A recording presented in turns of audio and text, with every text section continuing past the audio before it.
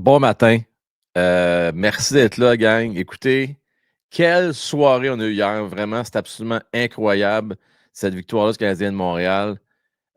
Pour la deuxième fois cette année, le Canadien est en série au moment où on se parle. Et là, ce qui est particulier, parce que ce n'était pas le cas la dernière fois, je le rappelle, ça n'a pas duré longtemps, ça va durer 24 heures. Là, j'espère que ça va durer plus longtemps que ça.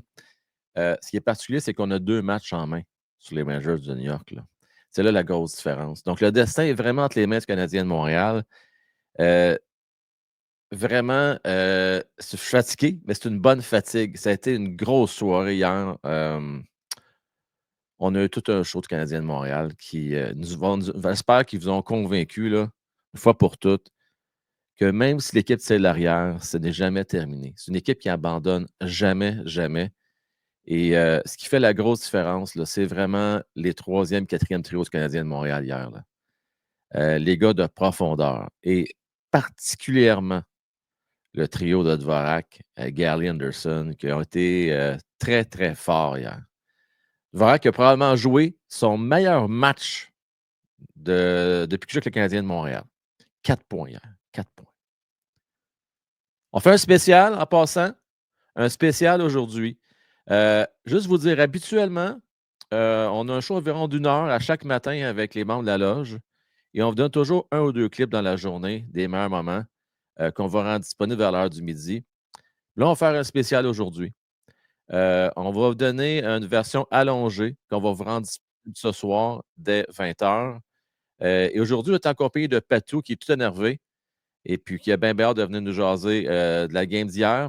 On va regarder aussi avec lui, quel joueur de centre pourrait intéresser les Canadiens de Montréal, parce que Kent, lui, il travaille tout le temps, même s'il y a pas de transaction qui peut se faire présentement.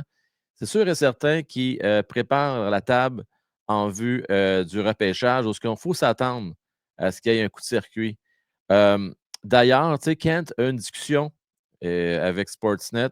Je ne m'en souviens pas le journaliste de Sportsnet, mais en gros, ce qu'il disait, c'est qu'il n'est pas question de surpayer un joueur autonome pour qu'on regrette son contrat dès la signature, puis qu'on l'ait à payer pendant 8 ans. Bon, on s'entend que là, il s'est un peu trompé là-dessus. Là, Kent, là, c'est 7 ans maximum que tu peux donner à un joueur, mais on se comprend. Là. Euh, Gang, écoutez bien. Là. C'est le fun tanker, puis c'est le fun repêcher, puis tout ça, oui. Mais la réalité, c'est que Nick Suzuki est tellement bon présentement que tu ne peux pas faire en sorte de passer à côté de cette opportunité-là qui se présente. Tu sais, on parle de la fameuse fenêtre d'opportunité. Là. Nick Suzuki est encore 6 ans sur contrat avec le Canadien de Montréal. Là.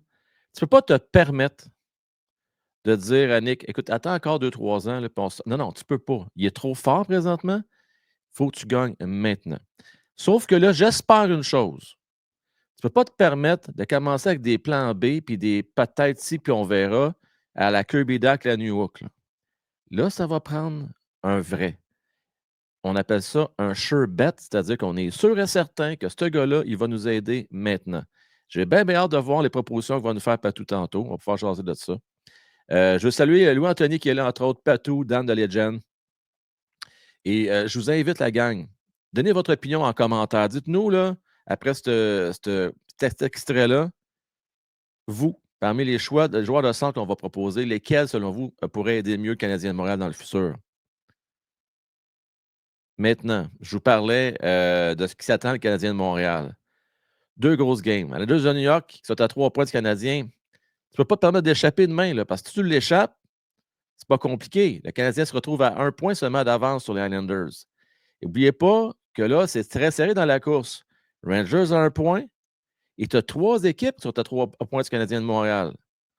Les Islanders, les Red Wings, à ne pas oublier, là, ils sont toujours dans la course, et les Blue Jackets de Columbus. Donc, c'est pas comme une compétition 1 contre 1. Il y a quand même 4 équipes qui se battent pour essayer de dépasser le Canadien de Montréal. Et ce qui est le fun, c'est qu'on a encore dans notre mire les sénateurs d'Ottawa on est à seulement 4 points et on va les affronter encore une dernière fois d'ici la fin de la saison. Donc, le Canadien est en bonne position, mais le danger, c'est de tomber dans la complaisance. Je ne pense pas, quand je regarde ce que le Canadien a fait depuis déjà la mi-décembre, oui, il y a un petit passage à vide, le retour des fêtes, mais là, on le voit, l'ambiance dans cette chambre-là, que ce soit sur glace, après les rencontres, dans le vestiaire, après les games. On le voit, là, l'ambiance est en son maximum. Il y a vraiment un gros esprit de corps dans cette équipe-là. Et oui, gros match jeudi. Et à Québec, on va être là, nous autres, là, pour aller voir le Canadien contre l'Avalanche Colorado. Je ne veux pas vous faire peur, personne. Là. Un gros défi dans le Canadien de Montréal. Les deux équipes les plus hautes en ce moment dans la Ligue, c'est Colorado, avec 8 victoires dans leurs 10 derniers matchs, et Canadien de Montréal avec 7 victoires, 1 défaite et 2 défaites en prolongation dans leurs 10 derniers matchs. Ça va être un combat de titans.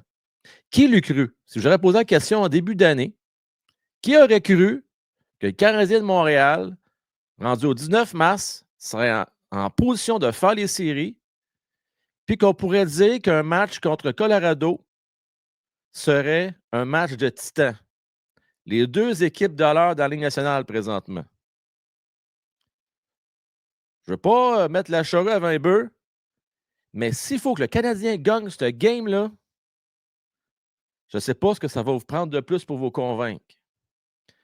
Le Canadien de Montréal est en mission, et même si selon mon époque, on n'aurait même pas 30% à peine des chances de faire les séries, je vais te dire en affaire, moi, j'aime bien mieux les chances du Canadien présentement que celles des Rangers, le Blue Jackets, qui ne va pas très bien depuis quelque temps, les Red Wings de Detroit et les Islanders de New York. Je vais te dire en affaire, on est vraiment bien positionnés.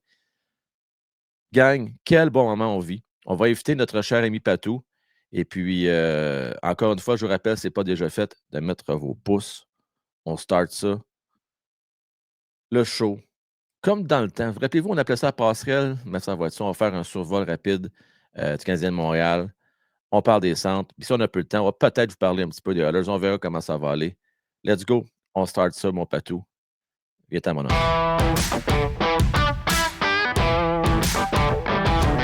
Bon matin. Oh, ben, hey, toi, tu connais ça avec ta. Écoute, moi, j'ai celle des trois brasseurs, là, je vais te la montrer, là. Mais on fait-tu un chat? Hey, Caitlin, regarde ça. Ah, jusqu'au bout, hein? Ah oui. Olé, olé, olé, olé. T'as encore de la voix matin? Oui. Bon. Écoute, très beau moment hier. Je pensais avoir tout vu avec le tournoi des 4 nations, mais hier, c'est venu me chercher là, la fin de match, puis la première étoile à Josh Anderson, qui d'autre, c'est le plus. C'est le plus grand travaillant du Canadien en ce moment, puis sans rien enlever aux autres, évidemment, là, mais ouais, chapeau. Hier, j'ai eu des émotions. Pour vrai, Frank, là, Ah, je te dis, là. comprends. C'était partagé, tu n'étais pas tout seul. Puis moi, je vais faire un clin d'œil, entre autres, dans Matman, puis à ceux et celles qui disaient après le tournoi des 4 nations, ouais, on va descendre d'une coche en termes d'émotions parce qu'on se rappelle, on a vu des grosses émotions, comme tu l'as dit. On pensait que, bon, Canadien, hein, on y croyait un peu moins, là, on va se l'avouer. Ça avait été difficile avant la pause. Mais cette pause-là, là, le timing, Patou, on est béni des dieux. Parce que si c'est pas de cette pause-là, je ne suis pas sûr là, qu'on est dans les séries présentement. Là. Ah, c'est clair. C'est clair. Ça fait du bien. Là, il y a quelques joueurs qui jouaient dans le tournoi des 4 nations. Je ne me souviens pas par cœur qui, là. Évidemment, Patrick Laine, là, mais. Tu vas du côté de Montréal, ben écoute, t'as pas grand monde du Canadien parce que tu avais Samuel Montembeault qui était un backup, qui n'est pas là. Puis tu avais Armia qui n'a pas joué tous les matchs, je pense, et Patrick Laine. Donc, les gars sont reposés. Puis, tu sais, Nick et Cole, ils ont le couteau entre les dents. Ils sont des gars orgueilleux, des gars fiers. Le fait qu'ils n'ont pas été invités, ils se sont-tu plantés, pareil, de ne pas les inviter, ces deux gars-là? Là? Ben ouais, ça c'est un autre sujet. Là. Ben là, oui ça ne vient pas faire croire que Cirelli est meilleur que Suzuki. Là, oui et non. Ben, tu sais, le Canada, ils ont gagné pareil. Moi, ça revient un peu à ce que je dis. Là. Ouais. Mais ça, c'est un autre sujet. Là. Parle-moi pas là-dessus à matin. Là. On va essayer d'être positif parce que ça ne sera pas difficile d'être positif. Hey, tu vas me permettre d'en faire, Patou. Avant de poursuivre, voyez dans haut de l'écran, là, Urban Studio. Je veux les remercier. D'ailleurs, ils ont leur collection ici. Là, il fait fret. On va mettre le lien dans la description du vidéo. Un 15% de rabais si vous mettez le code LPH pour le podcast hockey. Des jeunes entrepreneurs québécois, ils ont leur nouvelle collection qui ont sorti là, au début de l'hiver. Allez faire un tour, allez voir ça, on va les encourager. Puis vous allez sauver l'équivalent des taxes en plus de ça. On encourage local. Exactement. Écoute, Patou, Ouais, on continue. Je veux parler d'un peu du troisième trio ou le quatrième, peu importe. Honnêtement, je ne sais pas. Pour moi, c'est 2 troisième trios qu'on a à Montréal. Je veux qu'on parle de celui de Dvorak, Josh Anderson puis Gali hier, Le, qui le- ont été tout feu, tout flamme. Ah ouais, le Talk of the Town. Tu sais, vous parliez de grit, là, ben, c'est l'exemple parfait. Là. Brendan Gallagher, je pense qu'il a donné sa grippe aux autres, là, aux deux autres. Là. Josh Anderson, c'est un joueur transformé. Là. On en parlait au début du show, là, mais c'est fou. Là. C'est plus le même. Il marque, il marque plus comme il marquait avant, mais il s'implique dans d'autres facettes.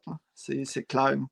C'est ce que j'aime, c'est que les gars ont accepté leur rôle Ouais, et ils le ben, font c'est à la vrai de ça. perfection. Vrai de ça.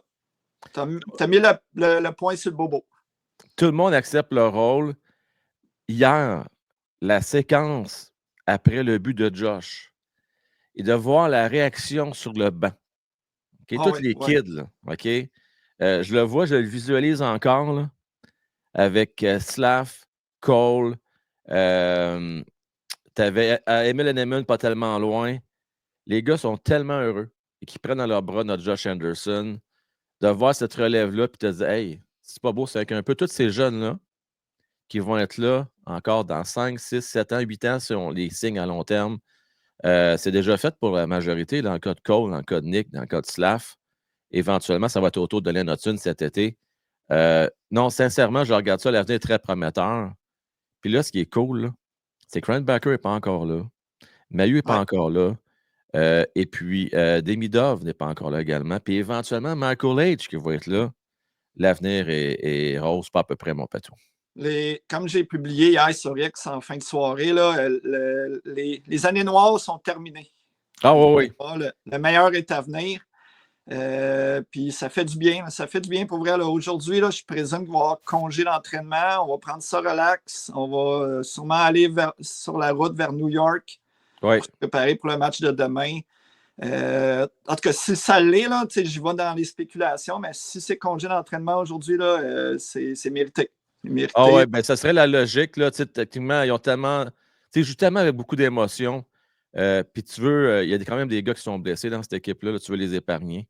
Puis là, il ne faut pas oublier non plus Goulet. Goulet qui a commencé à s'entraîner avec son équipe. Je ne sais pas qu'il va revenir tout de suite, mais on va le revoir d'ici la fin de la saison. De fortes chances. Les spéculations iraient d'ici 3 semaines, là, si on est encore en course aux séries. Aujourd'hui, on va en profiter, on va se remettre de nos émotions. La vie est belle, on est en série. Mais oui, le travail n'est pas terminé, évidemment. Là.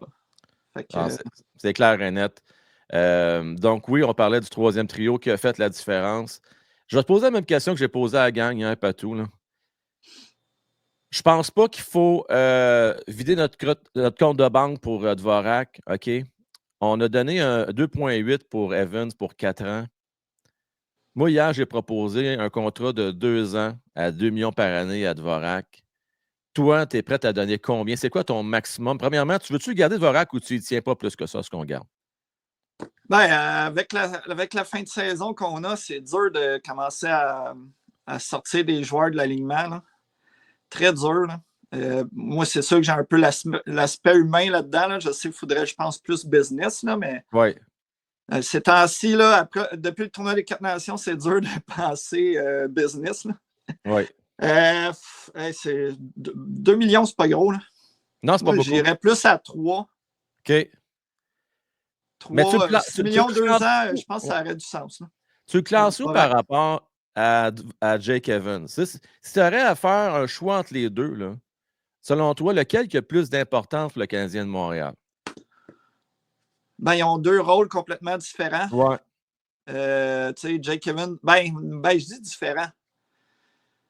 Les 2 dessus des punitions. Oui.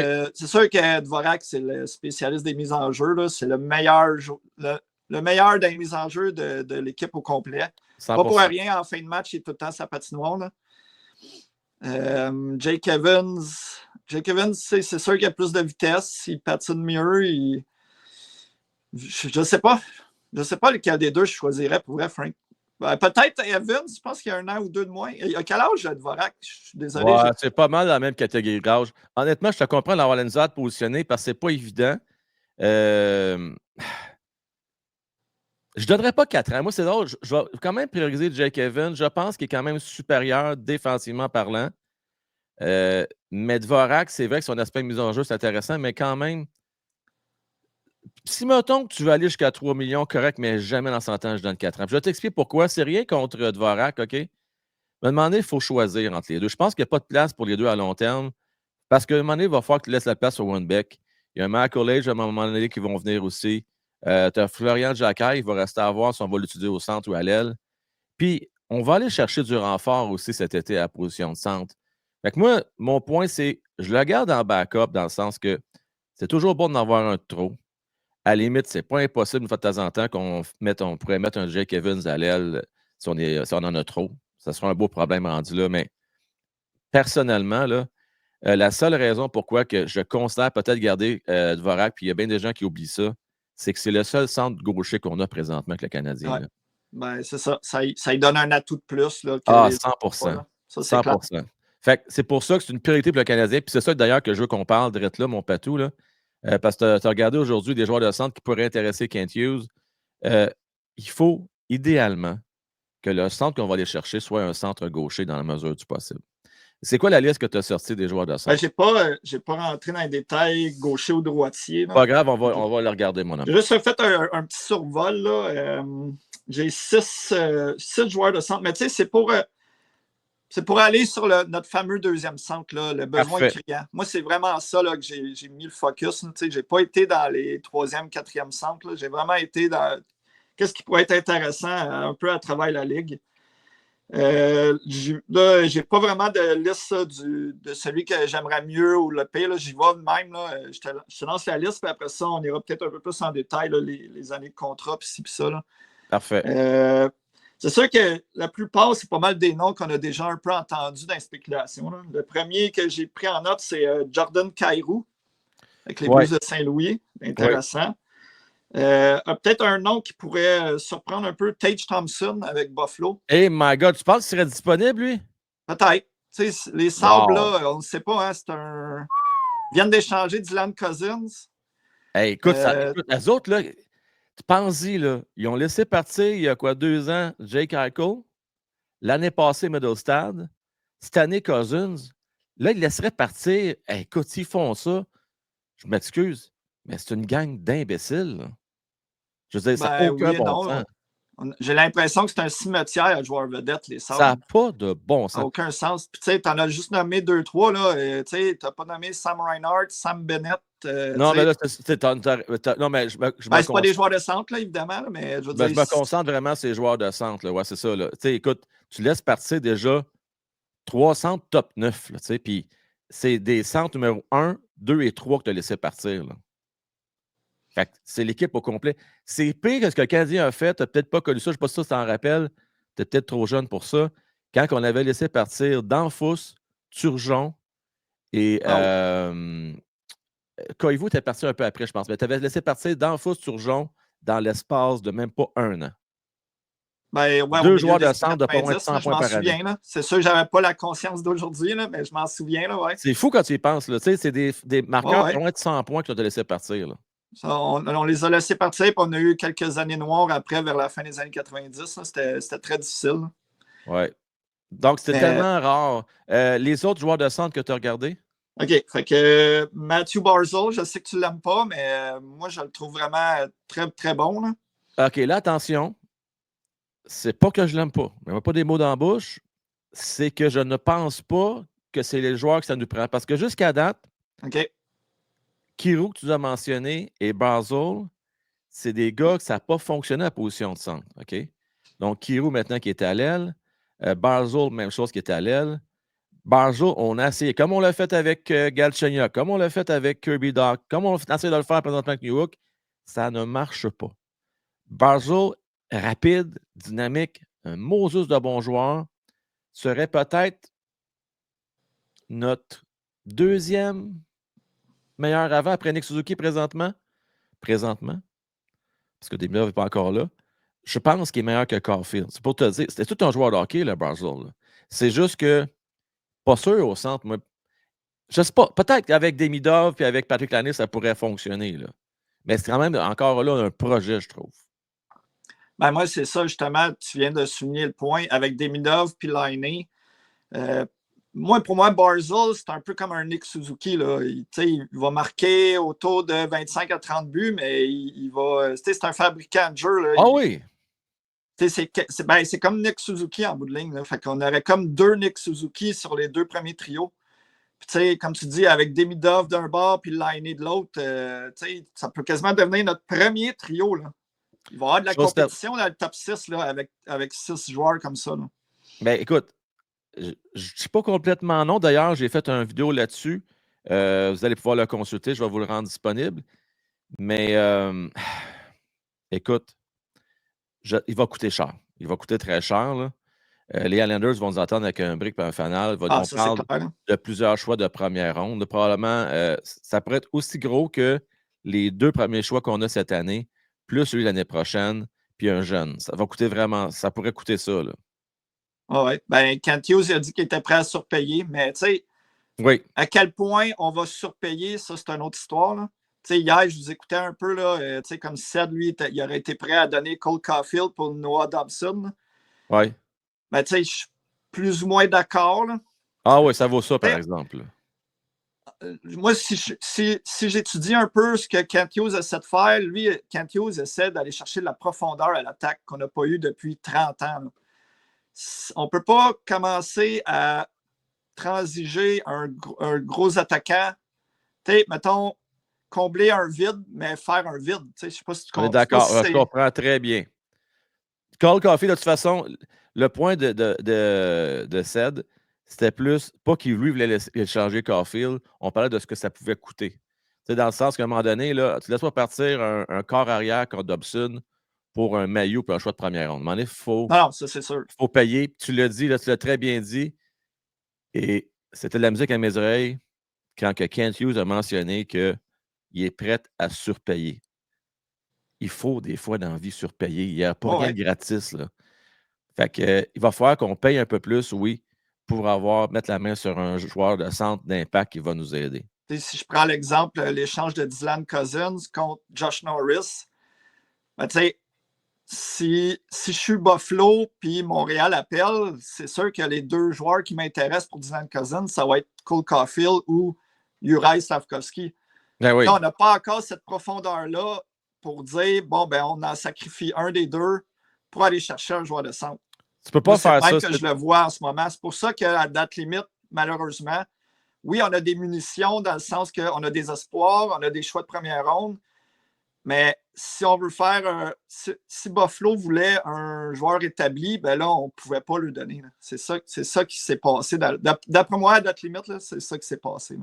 Ah, tout à fait. Puis, écoute, on va être honnête, là.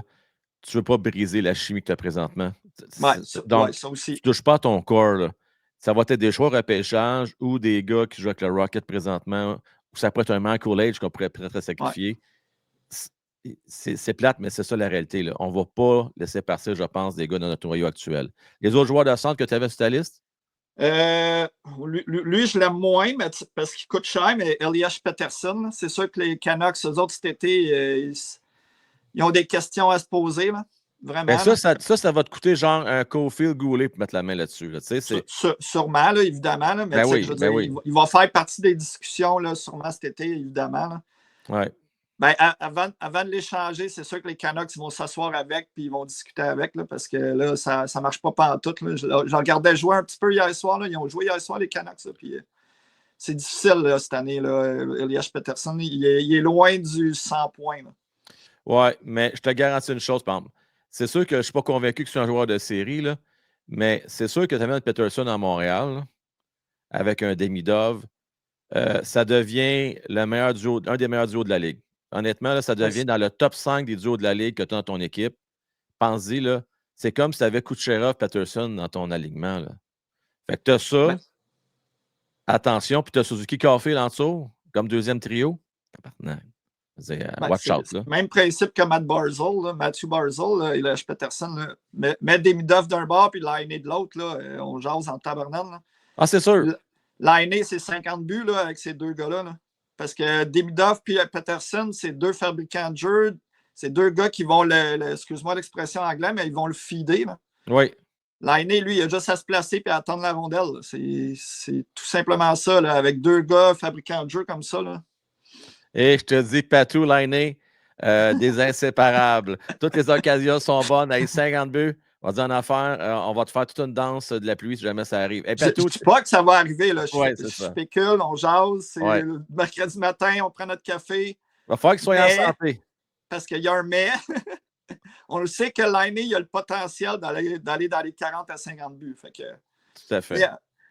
Ça revient à ce qu'on dit tout le temps. Alex Ovechkin, oui, je suis content pour lui, mais il y avait quand même un Niklas Backstrom qui donnait la rondelle. Il ne faut jamais oublier ça. Là. Exact. Et tes prochains centres qui te restent? Là, je vois les deux derniers. Je vois un petit peu, là, je sais que tu n'aimes pas le mot, mais je vois un petit peu dans les projets. Oui. Trevor Zegras puis Mason McTavish à Anaheim. Oh boy, OK. Les Ducks d'Anaheim. McTavish, on va tout de suite l'enlever là, parce que j'aimerais bien ça. Ils ne vont pas laisser partir. On va oublier ça. Jamais dans 100 ans qu'ils vont laisser partir McTavish. Je serais vraiment surpris, Patou. Là. Mais c'est un bon joueur de centre que tu as été ciblé là, par contre. Il pourrait bien fitter dans cette équipe-là. Mais c'est un projet un peu à la Kirby Dach, dans le sens que il y a des belles aptitudes, il y a un bon gabarit, un bon physique. Il avait bien fait en junior, mais jusqu'à maintenant, les nationale de hockey, on reste un petit peu sur notre appétit. On n'a pas encore vu tout le potentiel se réaliser du côté de McTavish. Là. Ben, les Ducks, qu'est-ce qui arrive en ce moment? C'est que c'est un beau et pas un beau problème en même temps. C'est que là, ils ont vraiment un surplus d'attaquants. C'est pour ça que les Trevor Zegras et Mason McTavish, en ce moment, ne peuvent pas se justifier parce qu'il y a tellement d'attaquants que leur temps de jeu est limité en ce moment ouais. à Anaheim. Mais tu sais, quand même, Mason McTavish, là, tu regardes les 3 premières saisons, ben avec cette année, là, c'est sa 3e année. Cette année, il est sur son dernière année de contrat d'entrée.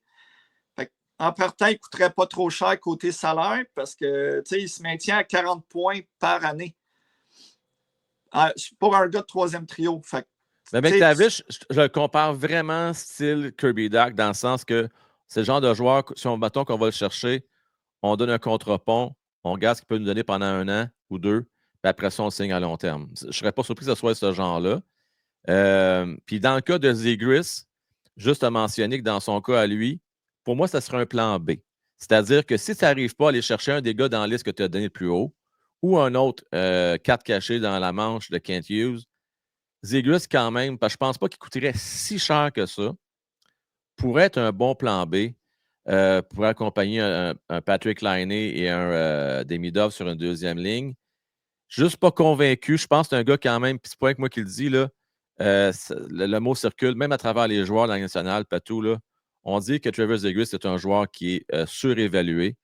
C'est un gars qui a énormément de talent, OK? Des habiletés, mais est-ce que c'est un joueur de hockey? Tu sais, dans le sens qu'il joue au hockey, mais c'est-tu un joueur de hockey? C'est ça la grosse question dans le cas de Trevor Zegras. Ben, depuis 2 ans, c'est sûr que c'est des hauts et des bas. Premièrement, il a été souvent blessé. De ce que j'entends cette année à travers les insiders d'Anaheim, ils ne sont pas beaucoup. Là. Ouais. Non, comparé à Montréal, là, mais je sais qu'on essaie beaucoup de travailler son jeu défensif cette année. Fait que, c'est quelque chose qui fait que là, il se limite un peu côté attaque. C'est une question qu'on peut se poser aussi. Ouais. Puis, tu sais, à comparer les Kyrou, Thompson, Barzell puis Peterson, Zegras puis McTavish, ils ont 22 puis 23 ans. Là. Tandis que les 4 premiers que je vous ai nommés, ils ont 26, 27 ans. Fait que, il y a quand même une petite différence dans l'âge. Ouais. Mais c'est pas trop vieux. C'est pas trop vieux parce que c'est quand même la même âge que Patrick Laine, un de tes préférés. Voilà. Puis Nick Suzuki a 25, fait que c'est pas si pire que ça. Ben, je trouve que les 4 premiers, c'est parfait parce qu'ils peuvent t'aider maintenant, puis ils peuvent t'aider pour au moins 5, 6, même peut-être 7 ans. Là. Exact. Et ça les amène à, mettons, 31, 32 ans, où ce que là, ils vont tomber en pente descendante. Là. Ouais. Écoutez, la gang, dites-nous, parmi les joueurs de centre qu'a numéré Patou, lequel que vous iriez chercher? Mettez-le en commentaire. On n'a pas parlé de Sam Bennett, on n'a pas parlé de joueurs, exemple Tavares ou des gars qui vont être peut-être agents libres à la fin de l'année. Là, notre focus était plus sur des transactions parce que c'est Kent Hughes lui-même qui nous l'a dit, qui préférait prendre une transaction que de surpayer. On ne dit pas qu'il ne fera pas de signature autonome, mais de ce qu'on peut comprendre, Patou, c'est qu'il ne va pas surpayer pour en chercher un. Patou, un gros merci à toi. Merci la gang d'être au rendez-vous. J'espère que vous avez aimé ce spécial-là allongé des francs-tireurs.